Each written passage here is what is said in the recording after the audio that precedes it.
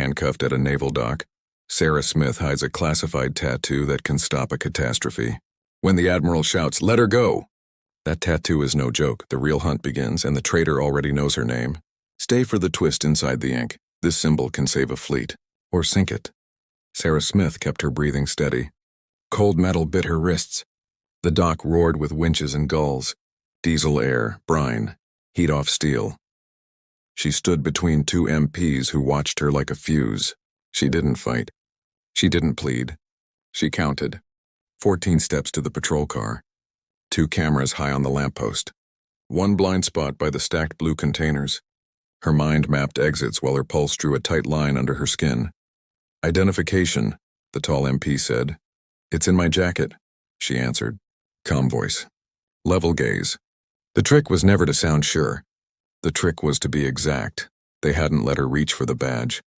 They'd seen her near the restricted pier and swarmed. Routine for them. Bad timing for her. Worse for whoever had slipped a signal into the base network at 400 and tried to erase the call logs. "Who are you?" the second MP asked. Softer, sharper. "A contractor," Sarah said. Not wrong. Not enough. They guided her toward the car. The crowd pulled back, phones up, whispering. She let the noise wash past. Timing mattered, not drama. She needed a line of sight to the one person who could see what the MPs couldn't. Boots clicked. A shadow crossed the sun. The crowd straightened as if the tide reversed. A man in a dark cap and a chest full of ocean years approached without hurry. Eyes that weighed facts, not faces. The Admiral. He looked at the handcuffs first, then at Sarah's left forearm where her shirt cuff had ridden up. A band of ink rested there. Not pretty, not soft. The lines looked like a compass cracked on purpose, with tiny teeth hidden in the geometry. The Admiral's voice cut the wind. "Let her go!" Silence ate the dock. The tall MP hesitated, unsure. The Admiral pointed, not at Sarah's face, but at the ink. "Let her go," he said again, louder. "That tattoo is no joke." Metal clicked. The bracelets fell away. The crowd gasped like a single lung. Sarah pulled her sleeve down, slow, as if the air itself might snap. "Ma'am," the Admiral said, low enough that only she and the wind heard. "Tell me how this pier is still safe." "It isn't," Sarah said. "You've got 14 minutes." They moved. The Admiral waved the MPs off and walked her out of the phone lenses. Past coils of rope, past a forklift frozen like a beast caught mid-breath. He didn't ask who she worked for. He asked where to stand. "Here," she said. "At the edge of the pier where the water sucked under the pilings. There's a junction box below this deck. Someone piggybacked a signal at 400, it's still humming. That hum means a payload waiting for a trigger." "A bomb?" he asked. "A choice," she said. "But if they get the handshake, you lose power to every ship within line of sight. Then you lose brakes. Then you lose steel." He looked at her sleeve again. "How many people know that, Mark?" "Not many," she said. "Fewer live to talk about it." Footsteps pounded. A petty officer ran up with a tablet, breathless. "Sir, we had a glitch at 04. Logs are, sir, they're clean. Too clean."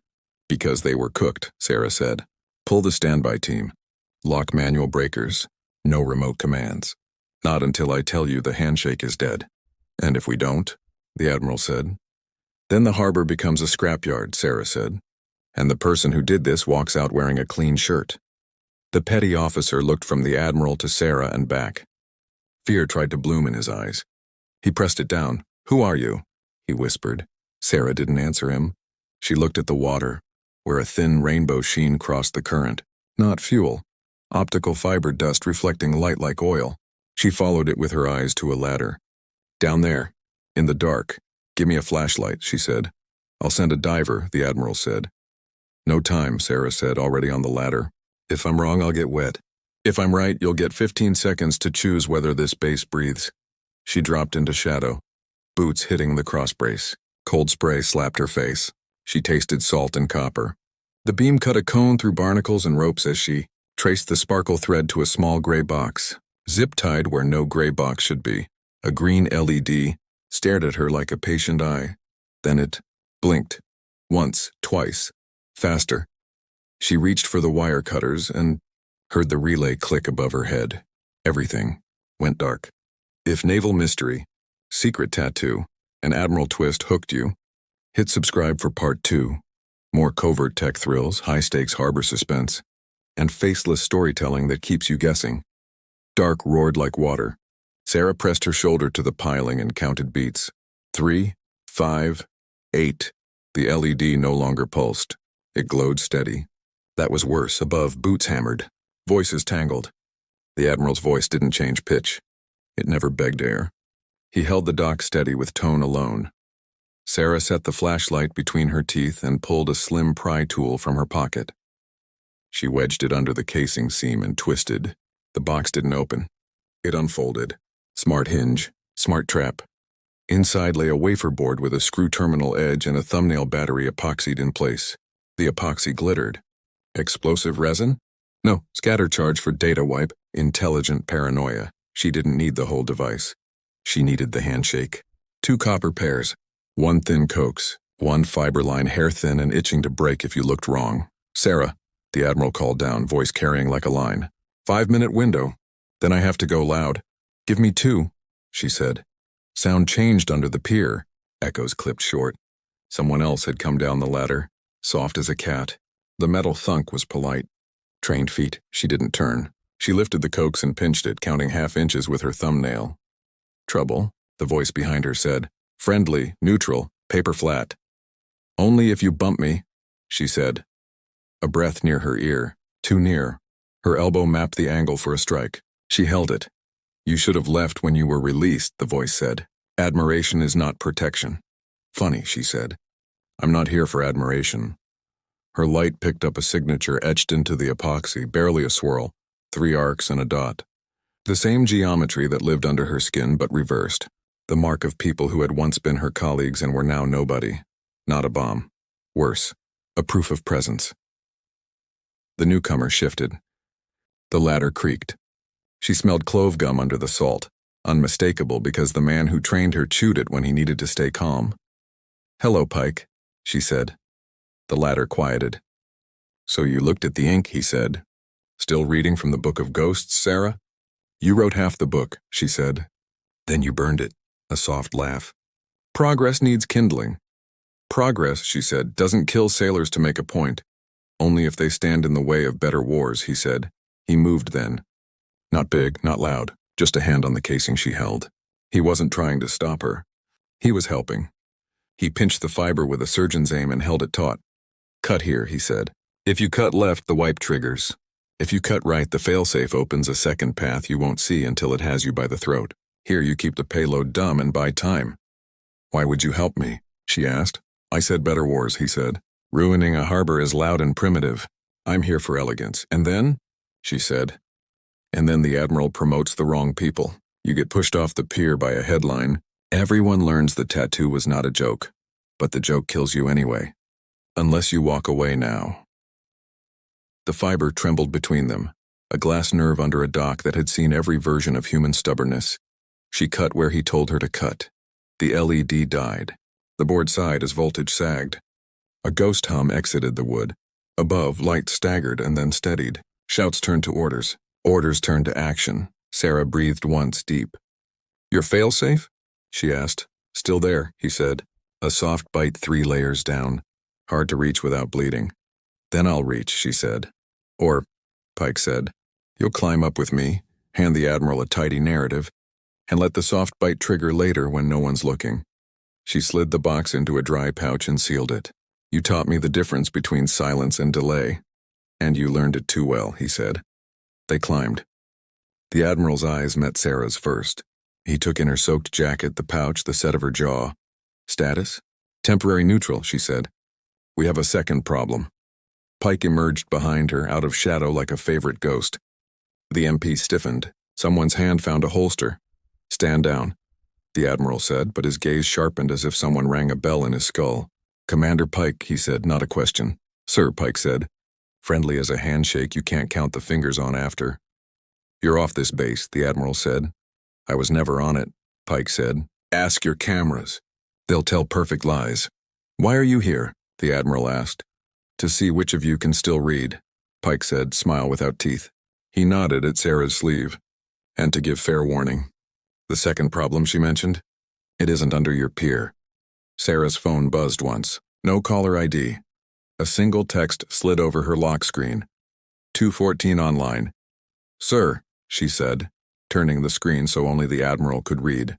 We've got 14 nodes. 2 live, 12 dormant. This pier was only the test. The Admiral looked toward the ships. Steel against light. Lines tight. Flags lifting in the harbor wind. Where are the 2? He asked. Pike answered for her, cheerful and cruel. One is on your flagship's backup bus. The other is moving. Moving where? The Admiral snapped.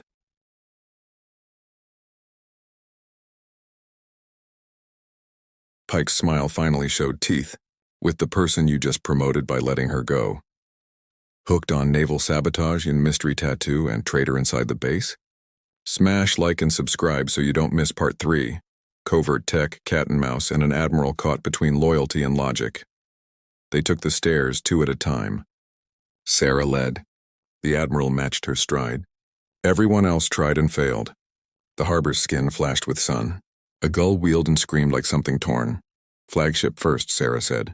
If the node's on her backup bus, we don't touch the primary. We cut off the mirror and starve the signal. Will that break anything? The Admiral asked. Yes, she said. But the ship will forgive us. People won't. They hit the brow. A chief with shoulders like a wall met them. He read the Admiral's face and didn't waste syllables. Where? All power bus starboard. Keep chatter off net, Sarah said. Who are you? The chief asked. Hungry, she said. And late, he liked the answer. He moved crew without telling them why. Good chiefs are translators of feared emotion. The compartment smelled like warm copper and paint. Fans worked. Somewhere, a radio laughed like static. Sarah crouched in the hum and pressed her palm to the panel's skin. Warm, not hot. A whisper of pulse through the metal. A listening thing, not a speaking thing. Pike hadn't followed them aboard. Of course he hadn't. He planted words and walked away to watch them grow. Sarah unrolled a small kit. Not beautiful, effective. She clipped a sacrificial lead to ground and touched another to the bus monitor port. The oscilloscope on her phone drew a sleeping cat. Then the cat opened one eye. See that twitch? She said. The Admiral leaned close. He saw it. He nodded. He didn't ask her to explain it to anyone else. Can you kill it? He asked. Not yet, she said. If we pull it hard, the mirror will yank the primary and we'll trip the ship. We need it to think we're dumb. We need to bore it. How do you bore a parasite? He asked. You bury it an average, she said. Feed it noise that looks like lunch. She typed fast, fingers remembering a language no one admitted existed. She built a loop of stale telemetry with just enough variance to taste real and just enough comfort to taste dull. She injected it into the bus like sugar into sleepy blood. The oscilloscope yawned. The twitch flattened. The mirror believed in boredom. 5 minutes, she said. It naps. We clip it then. Meanwhile, where's the moving node? The Admiral didn't look at her. He looked at the door. Because he knew who carried the moving node before she did. Lieutenant Marrow, he said. The name fell like a hatch.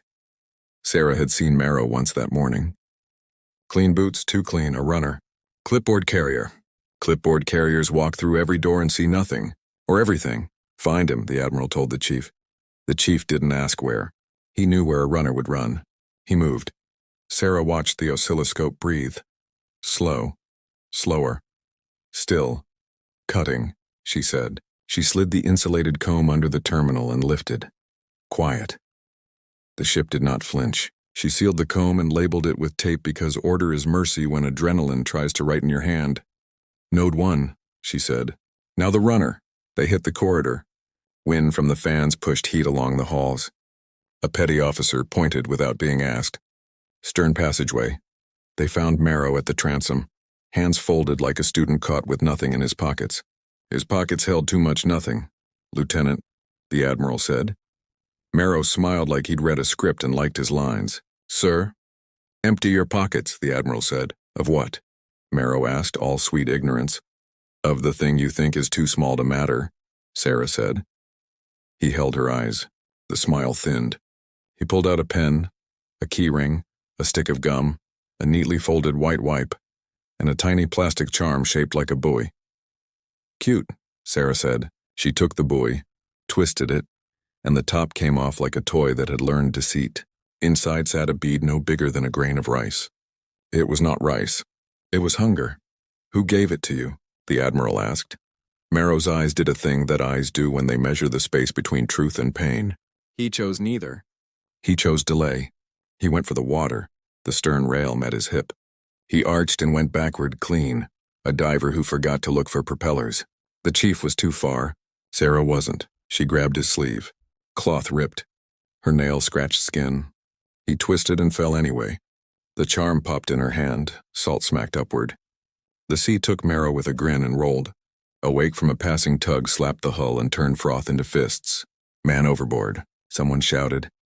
Don't throw life rings, Sarah said, eyes on the charm. Throw nets. He'll dive. The Admiral didn't move. He didn't blink. Why dive? Because someone told him it's cleaner to drown than talk, she said. She turned the charm toward the light and saw, etched on the inner plastic dome, 3 arcs and a dot. The reverse of her tattoo. The mark of the soft bite. The bead inside vibrated faintly in her palm. Not wireless. Ultrasonic ping. It was calling for its twins. The water changed color. A shadow large as a room turned under the stern and rose. It wasn't a whale. It was a diver's sled. It broke the surface like a gray knife. And a gloved hand reached up, not for Marrow, but for the Admiral's rail. Love Navy tech and trader on board and silent devices? Tap subscribe. The sled's nose tapped the hull, polite as a knock. The gloved hand hooked the rail and held. The diver's mask turned, mirrored lens throwing the sun back at them. No face, no tells. Sarah felt the old training itch behind her eyes. Count screws, count breaths, count exits. Back away from the rail, the Admiral said. Voice even. Crew obeyed. Sarah didn't. She stepped closer. The charm bead still trembled against her skin, a tiny heart trying to impress the ocean. The diver opened one hand. Palms up, empty. With the other, he pulled Marrow from the green and pushed him into the wake. Not rescue, transfer. Marrow clung to the sled with one arm and choked. Do not fire, the Admiral said, reading the line faster than fear. Sarah flicked the charm bead from her palm into a small metal tin and snapped the lid. The tremble stopped. The diver's head twitched as if someone cut music mid-beat. You were following the ping, Sarah said. The diver nodded once. Tiny. Precise. Who owns you? She asked. He raised his free hand and formed a triangle with thumb and fingers. 3 arcs, a dot. Then tapped the back of his wrist twice. Not a symbol she'd seen. A new dialect. Pike was teaching again. Sir, the chief said. Permission to... Denied, Sarah said. They want us to react fast. They need sloppy. Then what? The Admiral asked. We slow down, she said. We bore them. She opened the tin. Just a hair. The bead woke. The diver's head tipped. She shut it. The diver tensed. Good, leash confirmed. Lieutenant Marrow, the Admiral called, voice a rope. You will hold the sled with your right hand only. You will not move your left hand. If you do, I will order you hauled out in a net and cut free of anything that still clings. Marrow coughed water. He obeyed. Sarah leaned over the rail, making her voice casual, almost bored. We're going to move now, she told the diver. Exactly 1 knot. You will match our drift. If you break, we cut your sled line and you sink under our screw wash. Blink if you understand? He didn't blink. Good divers don't waste eye movement. He raised 1 finger. Agreement. The Admiral waved the bridge. Engines hummed a note higher. Water shifted, half command, half threat. The diver kept pace, sled quiet as a fish. Sarah took the tin and tucked it under her sleeve, letting the bead thrum against the ink of her tattoo. She felt the interference pattern, 2 signals humming out of phase, making a beat that wasn't on any chart. The ink under her skin warmed. Sarah, the Admiral said, is that safe? No, she said. But safe doesn't let us listen. She closed her eyes. The hum built teeth. It skittered across bone and memory until it struck a place behind her ear where language hid. The pattern made sense. Not words, steps, 14 nodes, she said. 2 live. 12 sleep. The live pair triangulate by pulse width. Fast near, slow far. They're building a map of our blind spots. Why? The Admiral asked. So the soft bite knows where to close its jaw, she said. Where's the second live node? He asked. Sarah opened her eyes. The tin's rhythm had shifted. Something else woke nearby. Not on the flagship. Not in the water. Sure, she said, pointing past the carrier group to the long, low line where cranes scratched the sky. Logistics hub. The diver moved his left hand. Marrow flinched. Something silver flashed between their wrists, thin as a hair and sharp as debt. "Down," Sarah shouted. The chief yanked the admiral back. The diver snapped the hair-thin line taut. It sang. Marrow cried out once and went very quiet, face floating more than a face should. "Cut the sled," the admiral barked. Ropes flew. A knife flashed. The line that mattered wasn't rope.